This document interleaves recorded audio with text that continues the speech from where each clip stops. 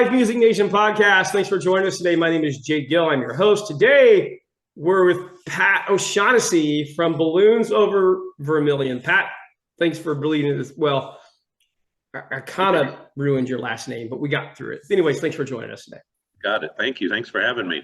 Pat, give us a little background on you. Where did you grow up? And talk a little bit about your career outside of Balloons Over Vermilion. I was born a couple hours down the road from where we live now in Danville, Illinois, in Peoria, Illinois. My dad got transferred out to Portland, Oregon, so spent 5 years out there right before high school. Moved back to a small town outside Danville and have been there pretty much ever since, other than college and a few years outside of college. Was in banking for a while, then bought a small business and ran it with some partners and by myself for about 25 years, and just sold it to my son a year ago. So I'm now just an old retired guy. Pat, are you in Florida right now? I am. How can you tell? You were tan, man. You're making my face and I tan, and you're making me look white. And I was just like, this guy's got to be in Florida, man. I just know it. That's one perk of being retired. We've spent the last few winters. That's awesome. Okay, so tell us about Balloons Over Vermilion. To the listener that's never been there, what does it look like, sound like, feel like? Describe it for them. Balloons Over Vermilion is a hot air balloon event, as you can probably imagine. It kind of pigtails onto an event we had in Danville, which actually in the 80s and into the 90s, we had a balloon event here for 15 years. Started as the Oldsmobile Balloon Classic. Oldsmobile obviously was the major sponsor and donated quite a bit of proceeds to that event. It became the third largest hot air balloon in America, with the topping out of about 135 balloons, hot air balloons. It was one of the few that actually had a gas, very flammable, actually gas balloons. You can no longer buy a Oldsmobile, Jake. So obviously when they quit doing that, that sponsorship went away, and times have changed. Corporate sponsorships are downsizing because we used to have everybody's, Pepsi's and Quaker Oats and whoever else had a Mr. Peanut, anybody else that had a corporate balloons, those kind of went by the wayside. So we folded the tent, or deflated the balloon, if you will, on that event. And we went 15 years in Danville without a balloon event. And there's not a year that went by that somebody said, why can't we have balloons back? And we kept having an event here for that many years created some local interest in ballooning. And we probably had 5 or 6 families, individuals that had balloons. And every year they came, we got to do it. And we actually bounced the idea around for probably 5 years on how we could do it and who could bring it back. And we took it to different civic organizations, and the format just didn't seem to work, or their boards didn't want to get involved. So we went back to the old way, and it's just a bunch of old, I wasn't quite retired, but a lot of us old rookies and then veterans from the old Balloon Classic brought it back to Danville. And 2 local pilots really pushed it. Dean Carlton and Larry Owen were the 2 that really pushed it, and we decided to bring it back with a lot of the old veterans. And my co-chair and I, Jim Anderson, my co-chair, I'd say agreed. We agreed we'd get it started, and now we're into our 8th year, 7th event. We obviously lost one event during the COVID, and there was a whole generation of kids that lost out on balloons on hot air ballooning. And our kids grew up there, as did many others, and then it quit for 15 years. So we brought it back the first year. There's such a huge pent-up excitement in the community, and the crowds just swarmed to the airport that first year and have come back every year since. Wow. So morning launch, evening launch. Correct. Okay. We got rid of the morning launches at the site, which we used to do. We used to have to get up at 4 in the morning, get out there, open the gates at 5, and have that launch. We actually, we open on a Friday afternoon, and we have launches throughout the week with the local people. And as balloonists start coming in, we have launches. We fly over the stadium throughout the first pitch at a wood bat league. We have a lake event that they do touchdowns into the lake. They come down, touch their basket in the water, and take off the night before. So we have, as the pilots come in, we do more launches. But the official ones start Friday night with a fly out of the airport. They come back and they glow. Glows are my favorite part. When they fly out, the balloons are there, and depending on how high the wind speeds are, they're gone in 5-10 minutes. But they come back and they glow. They set up and they glow for a half hour to an hour. And it's just beautiful seeing all those balloons.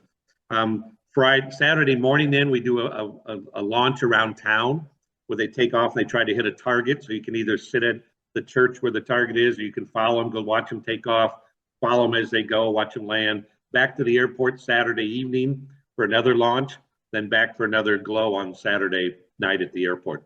Perfect. And I'm assuming there's other activities going on at the same time, food and vendors and different things around. There are all kinds of food vendors.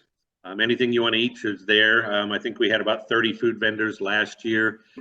Number of balloons, we no longer have 136. We now have 33 balloons, and then two to three tethered balloons where you can take tethered balloon rides. We used to close down the airport for 2 weeks. They don't allow us to do that anymore. We have about a third of the airport space that we used to, and 33 balloons is perfect from a financial standpoint. And, you know, as I said, once they take off, there's really not a lot of difference between 30, 40, 50, 60. So that's the size. We also have a wonderful kids zone that gets bigger and better every year, where bring your kids, inflatables, and we've had a carnival one year. There's all kinds of activities for kids to do there. The Bubble Man's there, which the kids all love. We've had the amazing giants out of Ohio that come in. They're in stilts and they're walking around on stilts all day. The kids love those. We have a beer tent for mom and dad. We're thinking this year moving the beer tent close to the kids zone, so they can all be together. You're a dad, probably, you know what I'm talking about. But anyway, regional and local acts playing 100% of the time when they open. The beer tent faces away from even the launch field. So during the launch, you're there for live music. It's there. We found out a couple years ago, we're really not a music festival. People came for the balloons. We used to have some acts, some larger acts, more out of the Chicago, St. Louis area, and we found people weren't even stick around to listen to those. So we've gone to more regional and local acts, which they like.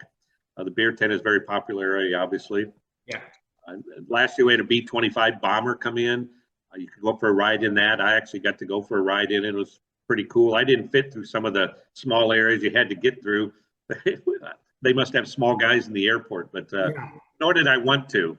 But it's pretty exciting, and they've indicated they want to come back and do that. So lots to do, because again, balloons only fly early morning and in the evening. A lot of people don't realize that, and they show up and say, "Well, where's the balloons?" Yeah, well, Pat, you did a fantastic job describing your event. I want to come. That makes it easy. Describe the balloons. I mean, the experience of that community. Obviously, if you've flown in a balloon, you know that experience. But to the person that hasn't, what keeps you over the past 8 years devoting so much time and so much energy to this event for your community? It's the kids. And actually the motto of our not-for-profit is it's for the kids, and to see those smiles. And we backed it up. We always have a host class, one grade school class from around the county becomes our host kids, and they keep us grounded. We go see them. They design posters for us. They lead our parade. They're out there during the weekend, and you know, it's to see the smiles. And you know, we had not seen a balloon event for 15 years either, Jake. And you know, so we learned early that first day 8 years ago that smiles and kids aren't really indicated by age. And we saw smiles from 1-year-olds to 90-year-olds, and just the pride in the community. They love ballooning, and this community has always loved ballooning. So when we brought it back, you know, we didn't know would this next generation like it, would the old folks remember it, but they do, and they've supported it. Both the sponsors, that probably 98% of our sponsors were with us the first year. They continue to come back. We wanted to make this event more than just a ballooning event. We wanted to be around more than just for a weekend. And we've created basically our foundation that supports kids and family activities year round. We're just about ready to announce our Community Impact Awards for this year, and we'll be giving away around $175,000 to 19 different organizations. Wow. Which is wonderful. Our sponsors love that. They know they're part of that. They're not just part of a weekend event. They're part of giving away and helping kids and families in Vermilion County 365 days a year. And that's what we wanted to do when we brought this back. And we've reached that point with the sponsor support and with the support of the community coming out to the event. And we draw regionally. You know, my brother loves to work the parking lot, and he asks every car, every bus that comes in, where are you from? Why are you here? And, it's Chicago, it's St. Louis, it's Decatur, it's Terre Haute, it's Indianapolis. And, it's a great event, a great family event, family oriented, and people have really supported it, which we appreciate. What is it about a balloon that connects with the kid? I think anything that goes up in the air, and especially anything big and bright and colorful, they just love. And we try to bring in 2 special shaped balloons, whether it's a pig or a fish or something every year. And the kids love that. I remember when my kids were little, they brought in the Disney Castle, and this thing was huge. It took like 50 people to man it. It took like an hour to inflate it. But those things, people get mesmerized by those. And but just the colorful balloons, and the pilots are great. We've been fortunate, the wind's been down on glow nights. They can drop the security line and people just go out on the field, and the pilots put them in the baskets and they let them, hit that torch. There's nothing like the sound of that, when they hit torch. And the pilots all have baseball cards, trading cards that have their balloons and the history and the why they named it this and that. And they absolutely love it. And the pilots love it. They're the rock stars of the weekend. It's not a baseball game, it's a balloon event. And the people they just go to them in droves. That's fantastic. That is fantastic. Pat, how do people find out more about Balloons Over Vermilion? They can go to our website, balloonsoververmilion.com. We're on Facebook, we're on Twitter. We announce things on all of those as the time gets through. We haven't announced some of the activities that are coming yet, but we're getting close to do that. We want to, we've had a couple of years weather-wise where the balloons haven't flown, which is frustrating for us. It's frustrating for the community. They still come out. We need a good weather year. We're going to try to fill in some more of those gaps this year with entertainment and things for families and kids to do if the balloons aren't flying. So I think it'll be even more exciting this year for anybody that comes out, whether the balloons are in the air or not. And the one thing we can't control is the weather. Yep, that's very true. Pat, thanks for joining us today. And man, good luck to you guys this year. Hey, thank you. Thanks for having us. You're welcome. Well, baby, I'm on it with a bottle of wine.